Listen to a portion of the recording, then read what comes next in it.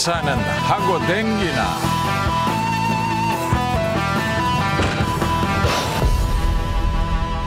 네, 불과 2주 전에 경남 진주에서 차마 입에 담기도 끔찍한 방화 및 살인 사건이 일어났습니다. 그런가 하면 그 충격의 여파가 가시기도 전에 우리 부산에서 귀가하던 여성을 한 남성이 살해하는 또 다른 무서운 사건이 발생해서 온 사회가 지금 충격에 빠져 있습니다. 우리 주방장, 자, 이 사건들 어떻게 보고 있는지 궁금합니다.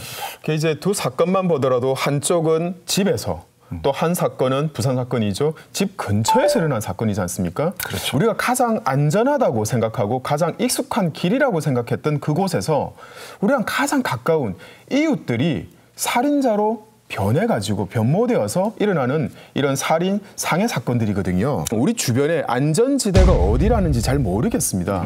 참 위험한 그런 시대에 살고 있지 않나라는 생각은 들고 있습니다. 맞습니다. 차라리 공포 영화가 더 안전한 것처럼 느껴질 정도로 현실이 더 무서워지는, 특히나 더 많은 사람들이 충격을 받고 있는 것은 이제는 딱히 우리가 어떤 원한을 사거나 나쁜 짓을 하지 않더라도 언제 어디서 나나 내 가족이 또 그 피해자가 될 수도 있다라고 하는 것이 이제 가장 많은 분들이 공포를 느끼게 되는 그런 원인인 것 같습니다. 네. 왜냐하면 우리가 예측을 못하는 거거든요. 그러니까요. 네, 예측이 안 되는 누가 가까운 그렇죠. 이웃이 그렇죠. 또 길 가던 그냥 행인이 네. 범죄자로 돌변하는지 누가 예측을 할 수 있었겠습니까?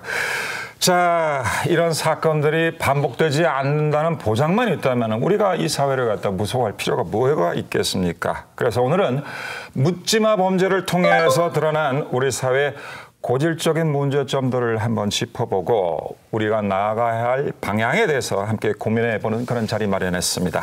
먼저 이른바 묻지마 범죄가 얼마나 자주 일어나고 있는지 한번 알아봐야 할 것 같아요. 그래서 사실은 이제 이런 불특정 다수를 대상으로 이제 이런 무차별적인 이런 공격이 그리고 이런 살인 사건이 일어난 것들을 과거로 한번 이제 역으로 한번 올라가 보면 1982년에 일어났던 경남 창녕에서 일어났던 우순경 총기 난사 사건 기억나시죠? 그때 대단했죠. 무기고에서 칼빈초 꺼내가지고 한 마을을 갖다가 쓸데없이 이분 또 직업이 경찰이었습니다. 네, 그러니까 이런 총기 미국도 아니고 우리 총기 난사가 좀 굉장히 우리 한국에서 있었어요. 네, 충격이 컸죠. 네. 두 번째는 기억하실는지 잘 모르겠는데 1991년도에 여의도에서 일어났던 시각장애인이 이런 차를 몰고 무고한 시민들한테 돌진한 사건이 있었습니다. 그렇죠. 마지막은 저도 좀 정확하게 기억나는데 2003년도 대구 지하철 사건. 이건 많은 분들이 기억하시죠? 정말 충격적이었죠. 사실은 네. 이 묻지마 범죄 사건들이 최근 5년간 270건, 네. 매년 50건 이상씩 일어나고 있다는 게 가장 큰 문제고요. 매년 50건입니다. 매년 50건. 매년 50건이라고. 이게 상해뿐만 아니라 살인으로도 연결되어 가지고 많은 인명 손실이 일어나고 있는 사건입니다. 이게.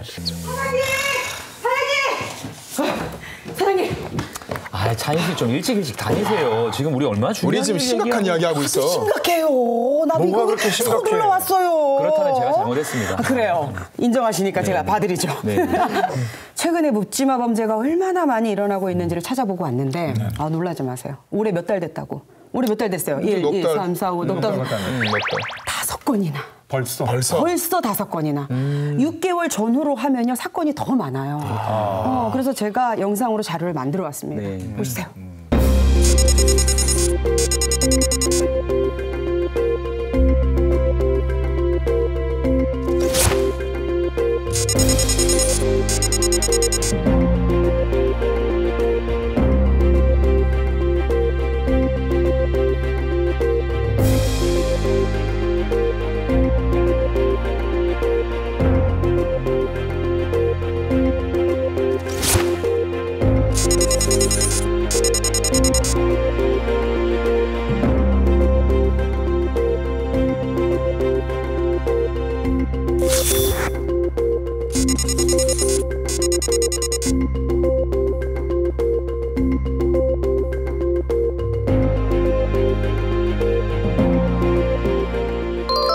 자, 우리가 마지막에 본 부산의 남구 살인 사건의 경우 이 범인이 정상적인 직업도 갖고 있고 결혼도 했고 외견상으로 무슨 뭐 정신병력이 있다든지 이런 사람이 아니에요. 그냥 겉으로 보면 멀쩡한 그냥 이웃에 있는 청년 같은 그런 그렇죠. 모습이었어요. 그런데 아무런 동기 없이 길 가는 사람을 갖다 쫓아가서 살인까지 하는 끔찍한 그런 사건을 저지르고 말았어요. 그러니까 사실은 뭐 전과 경력이 있긴 했지만 사실은 우리가 이런 것만으로 예단할 수는 없잖아요. 그렇죠. 그러니까 전반적으로는 사실 이런 범죄를 저지를 만한 동기가 별로 없는 사람이에요. 그렇죠. 그런데도 정말로 불특정, 그다음에 뚜렷한 그 이유가 없이 뭐 예전에 사귀었던 사람이라거나 아니면 채무 관계가 있다거나 이런 게 없이 그냥 어떤 여자를 그냥 살해를 했단 말이에요. 그것도 그냥 단순한 강도가 아니라. 그래서 이런 이제 일들이 벌어지는 게 굉장히 좀 무서운 일이고 사실 남구면 바로 옆이잖아요. 그렇죠. 도심 시내에서 일어난 일인데 이런 일들이 이제 굉장히 우리한테 많은 생각을 좀 하게 하는 것 같습니다.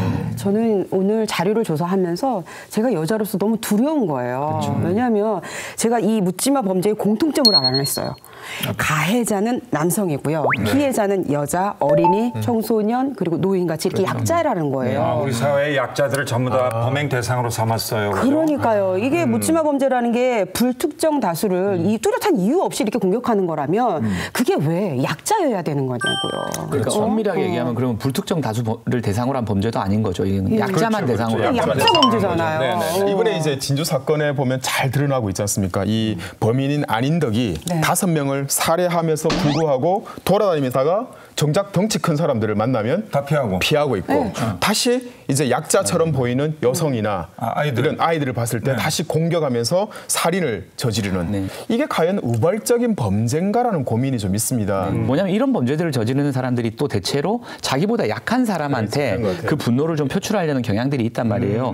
실제로 이 통계를 봐도 이런 무차별적인 범죄 피해자 10명 중에 6명이 그 여성입니다. 그리고 최근에도 이 여성을 대상으로 한 폭력 범죄가 최근 3년 사이에만 해도 한 20% 이상 증가했다고 해요. 그렇다면 이거는 사실 성급하게 단정하긴 어렵겠지만 굉장히 유의미한 통계라고 또 봐야 되거든요. 이 정도면. 그래서 오히려 이런 사건들은 좀 묻지마라기보다는 아까 말씀드린 것처럼 의도성이 있는 사회적 약자 대상의 전문 범죄거나 혹은 뭐 여성 대상 범죄다 차라리 이렇게 분류할 정도로 뭐 하나의 어떤 걸 이루고 있는 것 아닌가 그런 생각도 드는 겁니다. 우리 수협안점 직원들이 중요한 문제를 갖다 지적했습니다. 묻지마 범죄라고 우리가 규정을 해버리면은 그 원인이 그냥 이상한 개인의 일탈로 이렇게 정리되기가 쉽거든요. 근데 우리끼리 이렇게 또 얘기를 하면 조금 아쉽잖아요. 이럴 때일수록 전문가의 의견이 꼭 필요한 거 아니겠습니까? 중요합니다. 그래서 제가 불러냈습니다. 눈이 매서워. 전문가 나와 계실 텐데. 여보세요? 통신 어디 계세요? 네, 안녕하세요. 수협안점 직원 여러분, 저는 경기대학교에서 근무하는 이수정 교수입니다. 저는 범죄심리학을 전공하고 있고요. 여러분들의 궁금증에 조금이라도 도움이 되기 위해서 이 자리에 함께 했습니다. 안녕하세요. 교수님 안녕하세요. 반갑습니다. 저 TV에서 많이 봤습니다. 저도요. 팬이에요, 팬. 네, 교수님 우선은 저희 프로그램 출연에 진심으로 감사드립니다. 단도직입적으로 교수님께 여쭙고 싶은 질문이 이 묻지마 범죄라는 단어 자체가 정말로 적절한 건지 진짜 궁금하거든요. 네, 묻지마 범죄라는 건 죄명은 아니죠. 그야말로 이제 사람들에게 이해를 돕기 위해서 아마도 언론사에서 만든 용어인 것으로 보입니다. 원래는 유래로 따지자면 묻지마 관광에서 왔다. 이것도 역시 뭐 공식적인 용어는 아닙니다만 의미는 무차별적이다. 누구라도 범죄의 피해자가 될 수 있다. 이런 차원에서 붙여진 이름으로 보입니다. 그럼 교수님, 특별한 동기와 대상도 없이 왜 살인을 저지르는 걸까요? 그런 사람들은요? 진짜 궁금합니다. 경우에 따라서는 피해 의식이 심해서 망상까지 진행이 된 사람들도 있고 그렇지 않고 그냥 그야말로 사회로부터 내가 박해와 무시, 냉대를 당했다. 그렇기 때문에 누구라도 상관없이 나의 복수를 받아라. 뭐 이런 차원에서 저지르는 범죄도 있습니다. 그러다 보니까 피해 망상으로 진행이 된 케이스는 조현병 환자들이 꽤 많이 포함되어 있고요. 그리고는 망상까지는 진행이 안 됐어도 상당 부분 무차별적으로 사람들에게 상해를 가하는 경우에는 결국에는 이제 성격적인 문제, 반사회적인 인격장애, 대부분 이런 사람들은 전과가 많이 누적된 사회적인 부적응자들이 많습니다. 이게 제가 뉴스를 보면서 범행 동기를 물어봤을 때 가해자들이 이렇게 얘기하더라고요. 뭐 불친절해서 이상하게 나를 쳐다보니까 나를 무시하는 듯해서 그래서 사건을 저질렀다 이렇게 얘기를 하는데 이게 말이 돼요 이게? 이게 너무 화가 났어요 그런 걸 들으면서. 근데 교수님 얘기를 듣고 보니까 조금은 그래도 이해는 가는 것 같아요. 네. 근데 저는 아마 앞으로 이런 범죄가 불행하지만 더 많이 늘어나지 않을까라고 전망을 좀 합니다. 왜냐하면은 좀 이런 범죄의 원인이 아직까지 정확하게 밝혀져 있지는 않지만요. 많은 전문가들이 그래도 공통적으로 뭘 꼽고 있냐면 절망과 분노라고 하는 걸 꼽고 있어요. 그러니까 공동체가 이제 와해되고 전부 개인으로 다 파편화되다 보니까 내 말을 들어줄 사람이 없고 그다음에 내가 힘들 때 좀 기댈 데가 없고. 진짜 힘들죠. 이런 이제 고립과 소외, 그렇죠. 고립감, 소외, 소통 부재 이런 것들이 뭐 또 거기는 외로움도 있을 수 있고요. 그래서 이런 절망이나 좌절이 이제 한쪽으로 너무 심하게 가면 자기를 파괴하는 자살 같은 걸로 이제 나타날 수가 있고요. 왜냐하면 기댈 데가 없으니까요. 그렇죠. 그다음에 반대로 이런 게 이제 바깥으로 분노 같은 감정으로 이제 세게 나가면 이게 정말 그냥 나 혼자 죽을 수 없다, 뭐 다 같이 가자 이런 식으로. 근데 한국의 남성들은 저는 좀 안타까운 게 뭐냐면 진짜 내 속내를 털어놓고 좀 이렇게 뭐 우리 중년의 어떤 이야기라거나 아니면 힘든 이야기라거나 그러면 하소연할 데가 없죠. 맞아요. 나도 지금 하소연할 게 많은데 얘기해. 내 어깨 아니 여담이지만 진짜 저는요 누군가가 얘기하면 그 사람이 날 어떻게 볼까 그리고 이 얘기가 새나가면 어쩌나 이런 불안감 때문에 저는 무속신앙을 찾아요.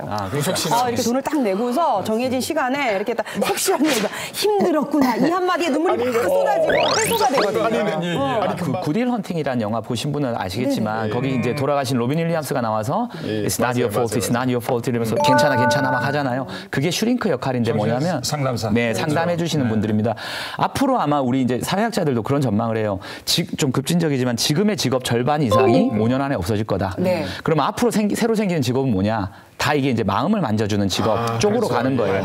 그래서 아까 얘기한 타로, 뭐 점 포함해서 사람의 마음을 이제 만져줄 수 있는 어떤 쪽에 우리 사회도 이제 좀 많이 봐야 되고요. 자, 저희가 뭐 객관한 얘기를 좀 했습니다만 우리 교수님께서는 어떻게 생각하시는지 궁금합니다. 이런 문제에 대해서.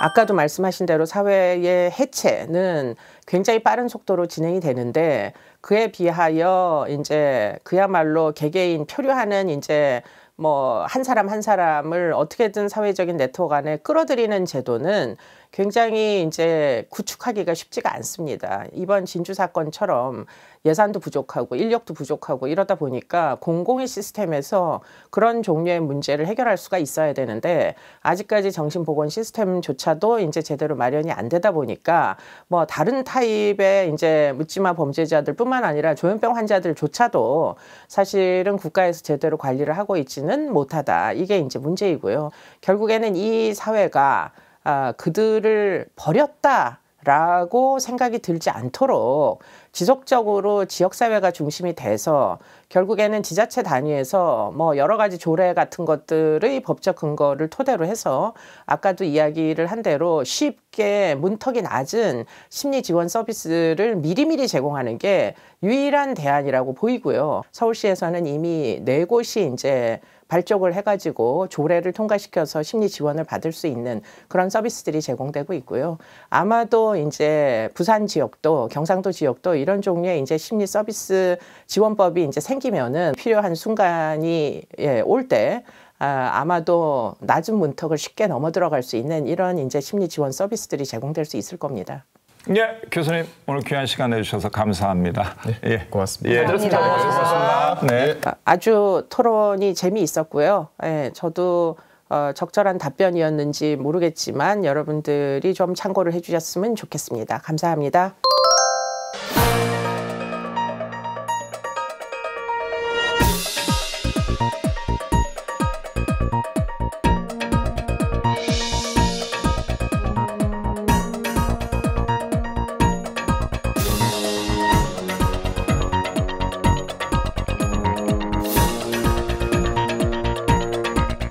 끔찍한 사건이 발생할 때마다 이게 언급되는 게 바로 가해자들의 정신병력이에요.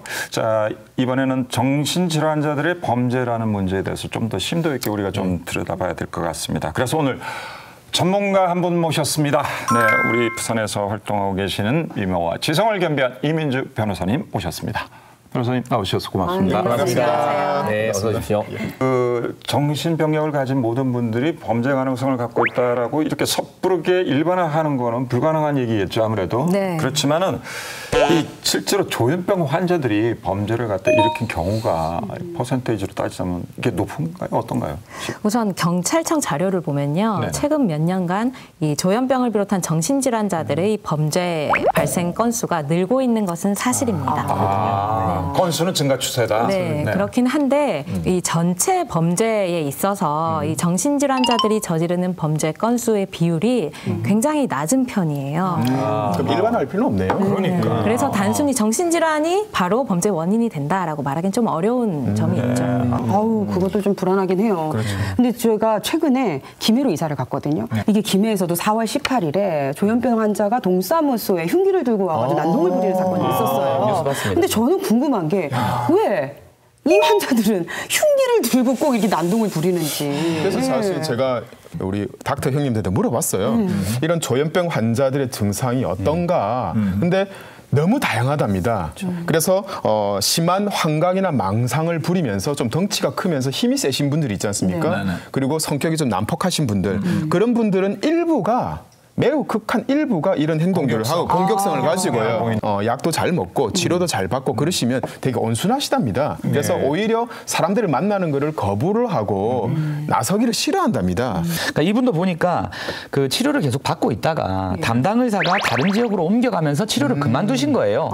네. 한 6개월 정도를 갖다가 네네. 치료를 갖다 중단하면서 그렇죠. 그리고 그 사이에는 별일이 없었다가 그 뒤로 이제 상태가 악화된 것이거든요. 그래서 실제로 보면 지난해 9월부터 이제 지난 3월까지 이 안인득의 난동 때문에 112 신고가 한 8차례 정도 이루어졌다고 합니다. 네. 그리고 사건 직전에는 한 달 전 정도 되는데 직접 재래시장에 가가지고 흉기도 한 2자루 정도를 사요.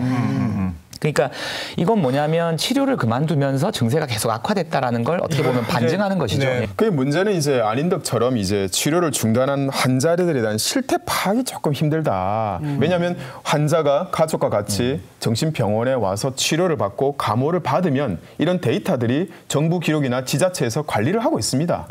관리를 하는데 만약에 중간에 중도 퇴소를 하거나 그러고 났을 때는 정부 관리를 하지 않고 병원에서 따로 관리를 하는데 문제는 내가 자발적으로 안 가거나 가질 않겠죠. 그리고 주변의 가족들이 동행해서 병원에 가지 않는 이상 이 환자에 대한 정보나 병력 이력이 하나도 없다는 거죠. 그건 좀 그게 문제인 문제네, 거죠. 진짜. 예. 그럼 어떻게 손을 쓸 수가 없는 거예요. 그렇죠. 치료도 못 하고. 그러니까 치료 중단을 해도 병원에서 강제적으로 치료받으러 오시오 이러지는 않으니까. 그러니까요. 예. 이런 관리 체계 시스템이 조금 없다는 게 좀 그렇습니다. 네, 사실 정신질환자 스스로가 나 입원해야 되겠다라고 해서 입원을 하는 경우는 거의 없습니다. 네. 90% 이상이 뭐 자해라든지 타해를 막기 위해서 비자발적으로 강제 입원을 하게 되는데요. 개정이 되면서 이 강제 입원이 굉장히 어려워졌어요. 그래서 그 내용을 좀 말씀을 드리면 일단 환자를 강제 입원을 시키려면 가족 2인이 신청을 해야 됩니다. 정신과 전문의가 입원이 좀 필요하다라고 진단을 하면 그 해당 의료기관장이 2주의 범위에서 정밀 진단을 위해서 입원을 시킬 수가 있어요. 2주 동안에 정밀 진단. 네네. 정밀 진단 결과 그 다른 병원 소속의 정신과 전문의 2인 이상이 계속적인 입원이 필요하다라는 그런 일치된 소견을 내야만 계속해서 강제 입원이 가능하거든요. 이 가족이 통제를 할 수 없으니까 입원을 시키고 싶어서 하는 건데 2명의 의사가 있어야 되고 2주 동안 정밀 진단해야 되고 또 다른 병원에 있는 2명의 의사가 동의를 해야지만 입원을 한다. 정리 정말 잘하시네요. 적으면서 했어요. 근데 이게 저는 조금 이유도 있는 것 같아요. 예전에 보면 뭐 재산 상속이나 막 이런 문제로 맞아요. 정신병원에 뭐 감금을 한다거나 그래서 이렇게 까다롭게 한 것 아닌가. 그게 불법 감금의 문제를 막기 위해서 법이 개정이 됐는데요. 그런데 오히려 이렇게 법을 개정을 하니까 정말 강제 입원이 필요한 환자의 경우에도 입원이 어렵게 되는 결과가 된 거죠. 특히 이번 그 진주에서 안인득 의 경우에도 불과 사건이 터지기 며칠 전에 가족들이 강제 입원을 시키려고 했다고 해요. 그런데 실패했거든요. 만약 그때 입원이 됐더라면 이런 참사는 없었을 거예요. 아닌 듯 같이 치료도 안 받고 있어요. 병력이 있는데도. 그런데다가 범죄 경력까지 있어요. 그럼 이런 사람들은 좀 더 세심하게 관리를 해야 되는 거 아닌가요? 그러니까 체계적인 관리 시스템이 필요한데 그게 지금 좀 부족한 실정이죠. 다른 나라의 경우를 조금 보면요. 미국의 경우에는 그 판단을 법원에서 하고 있습니다. 법원에서? 네. 혹시 판사가? 네, 그렇죠. 판사가 최종 결정자네. 네네. 하되 물론 그 정신과 전문의의 소견이라든지 이런 부분을 굉장히 많이 참작을 해서 판단을 하게 되는 거죠. 그리고 독일의 경우에는 일단 행정권 차원에서 경찰이 개입을 합니다. 그 후에 또 법원의 판단을 받도록 하고 있거든요. 그러니까 우리나라처럼 전적으로 환자 가족과 의사의 책임으로만 하고 있지는 않은 거죠. 자, 우리가 묻지마 범죄라고 말하고 있는 무차별 살인 사건 얘기를 나누다 보니까 우리 사회 곳곳에 그 원인이 숨겨져 있다는 생각을 떨칠 수가 없습니다. 그런데 정신질환자에 대한 관리만 부족했던 것이 아니고 진주 사건 이후에 경찰에 대한 비난 여론도 들끓고 있습니다. 자, 어떻게 생각하십니까? 맞아요. 이 국민청원이요. 일주일 만에 벌써 14만 명을 넘어서 15만 명까지 동의를 했어요. 이거 진짜 굉장히 여론이 안 좋은데 아닌 듯이요. 조용히 있다가 어느 날 갑자기 이 범죄를 확 저지른 게 아니잖아요. 그렇죠. 네, 윗집 여학생을 계속 위협했어요. 그 CCTV 보면은 막 여자가 갑자기 이렇게 문 열고 급하게 들어가고 뒤에 쫓아와가지고 막 몸을 털어 이런 것도 있잖아요. CCTV는 경찰에서 설치해봐라. 해봐라. 증거 알아서 모아라. 이렇게 한 거예요. 또 주민들 인터뷰를 보니까 이렇게 말씀하시더라고요. 누구 하나는 죽어나가야 제대로 조사해 줄 거냐. 이렇게 답답함을 호소하시더라고요. 안 그래도 그 사건 이후에 경찰청장도 그 신고 대응할 때 어떤 문제가 없었는지 그다음에 뭐 진상조사에 한번 착수해봐라 이런 명령을 내렸더라고요. 작년 11월경에 보건복지부와 경찰에서 이런 정신과적 응급 상황에서 대처하는 그런 매뉴얼을 발행을 했다고 해요. 그래서 해당 매뉴얼에 보면 다른 사람의 생명이나 신체, 재산의 위해를 가할 사람이 있는 경우에는 그 출동한 경찰이 그 상담 전화를 통해서 상황을 알리도록 되어 있다고 합니다. 그래서 당시에 출동했던 경찰이 아닌 듯의 정신병력을 파악하지는 못했더라도 그러한 부분에 대해서 상황 보고만 됐더라도 조금 파악이 됐을 텐데 그게 이루어지지 않은 부분은 분명히 아쉽습니다. 근데 제가 이제 주변에 이제 경찰분들한테 많은 이야기를 한번 들어봤어요. 사실은 우리가 이런 특정 사건이 생기면 특정 집단들, 계층들한테 화살이 몰아가지 않습니까? 좀 그런 건 좀 자제했으면 좋겠어요. 경찰분들도 힘들게 일하면서 각종 매뉴얼, 대응 시스템에 대한 것들, 프로토콜에 대한 것들을 공부하고 계시거든요. 그리고 지원도 하고 계신데 막상 신고를 받고 출동을 해보니 이미 현장은 다 종료된 상황이었다. 상황 종료. 네네. 뭐 오물투척이라든지 욕설을 하는 그런 아닌 듯의 행위들이 그러니 종료된 상황에서 어떤 조치를 하기도 좀 어려웠다 이렇게 얘기를 하고 그 있거든요. 정도의 행위라면은 그냥 경범죄로 그냥 간단하게 처벌하고 가벼운 처벌이고 그러고 나니 사실 경찰이 개입하기도 그 상황에서 쉽지 않았을 거예요. 아니 아무리 끝나도 이게 한두 번이 아니고 신고가 한 8번이라도 들어왔으면 한 번 정도는 불러가서 그래도 제대로 된 조사를 좀 하면 안 될까요? 사실은 그 위해 가능성이 있다는 부분을 갖다 놓친 데 대해서 조금 아쉬움이 남기는 합니다. 그죠? 그 상황이 종료되고 나면 그럼 경찰 손에서 그냥 끝나는 건가요? 너무나 자주 8차례 뭐 이렇게 되면 이 사람 좀 이렇게 알아보거나 할 수는 없는 건가요, 경찰들이? 보통 우리가 신고했을 때 출동하시는 분들이 파출소나 지구대 소속 경찰들입니다. 이분들이 그 신고를 받고 출동했을 때 그 가해자의 정신병력을 파악하기는 사실상 굉장히 어렵거든요. 그렇죠. 네. 그걸 파악을 할 수가 없나요? 사실상 불가능할 그런데 그걸 정보를 아는 것도 저는 또 좀 곤란한 상황이 생길 수 있다는 게 뭐냐면 개인정보죠. 그리고 지금 최근 뭐 이런 전문가들의 의견을 보면 인구 100명당 1명이에요. 1%가 정신 의심 질환자라고 하는데 의심 질환자일 수 있는데 그러면 100명 중 1명이에요.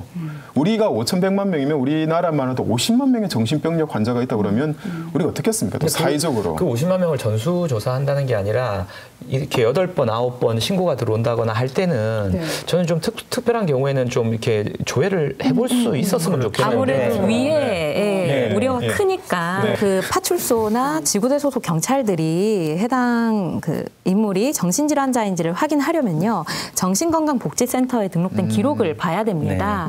그런데 이 기록 자체가 보호자가 등록을 원치 않으면 강제로 그렇죠. 등록시킬 방법이 없고요. 등록도 안 되는 네, 거야. 그리고 등록을 했다 하더라도 해당 기관에 공문을 보내서 허가를 받아야만 가능한데 이 기관들이 협조를 안 하는 경우도 있어요. 그것도 개인정보 때문에. 왜냐하면 네. 정신병력은 굉장히 민감한 개인정보거든요. 그래서 열람을 굉장히 제한하고 있어요. 네. 그럼 이게 정신병력으로는 확인하는 게 어렵다 치더라도 이분은 범죄 경력까지 있잖아요. 근데 이런 거는 좀 감시하는 제도가 따로 있어야 되는 거 아닌가요? 주요 범죄자들은 아마 인근 관할 경찰에 있는 경찰관 분들이 감시는 하고 있습니다. 예의주시하고 있습니다.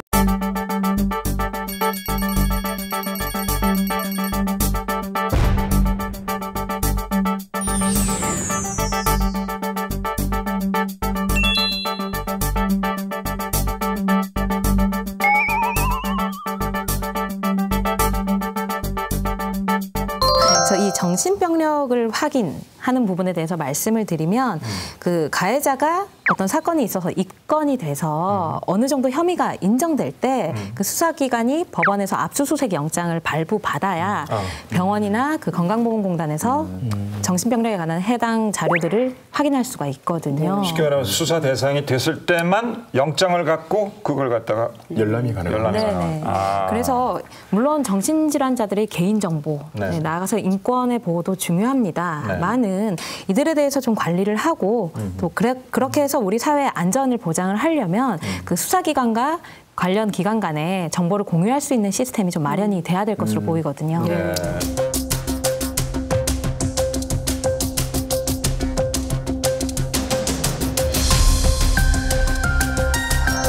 이 같은 사건의 되풀이 절대 없어야겠습니다만은 재발 방지 대책 우선 선행이 돼야 하지 않을까 싶습니다. 우리 변호사님 생각은 어떠신지요? 네, 맞습니다. 제가 이번 진주에서 안인득의 그 사건을 보면서요, 떠오른 사건이 있었습니다. 아마 기억들 많이 하실 거예요. 2008년에 서울 논현동 고시원 방화 사건이 있었습니다. 네, 그때도 방화를 저지르고 도망가는 사람들이 흉기로 살해한 사건이었죠. 너무 비슷한 사건이에요. 이 범죄를 저지른 정신질환자들의 재범률 을 보면요 65%입니다. 재범률이 그 얘기는 범죄를 저지른 정신질환자 2명 중에 1명 이상이 재범을 한다는 얘기잖아요. 예, 이는 전체 범죄 그 재범률을 놓고 봐도 20% 정도 높은 수치입니다.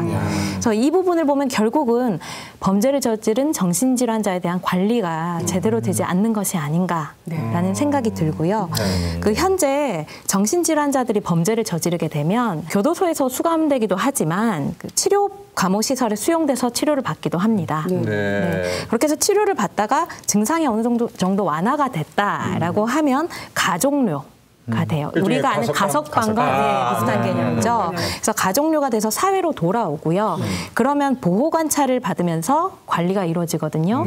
그러다가 이게 완전히 종료가 되면 보호 관찰도 끝이 납니다. 그러면 완전히 손을 떼고 자유롭게 사십시오 이렇게 되는 거군요. 그렇죠. 제가 안인득 사건에서 주목했던 건 뭐냐면 8번 이상의 사전에 신고가 있었다라는 거예요. 그러니까 정신질환의 전력이 있거나 전과 전력이 있거나 이 두 개가 같이 있거나 아니면 최근에 얼마간 어떤 선례들이 전조들이 있었다거나 이런 것들을 등급별로 놓고 그런 어떤 감시나 관리의 체계들을 좀 만들었으면 좋겠다라는 생각이 언뜻 들어요. 전 전문가가 아니기 때문에 그렇지만 굉장히 상식적인 접근이에요. 누가 봐도 위험성이 있다라고 판단하실 거예요. 일단 보호치료감호소가 과연 몇 개가 있을까를 한번 봤어요. 우리나라에 2군데 있습니다.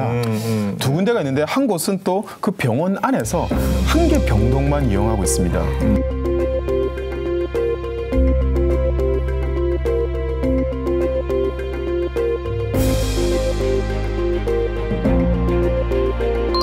정신병력을 가진 재소자들이 들어오게 되면은 충분한 치료를 받고 퇴소를 해야 되지 않습니까? 아까 가석방까지. 근데 워낙 많다 보니까 어느 정도 치료가 되고 좀 증상이 완화됐다 그러면 완전하게 치료가 되기 전에 가석방을 시키는 거예요.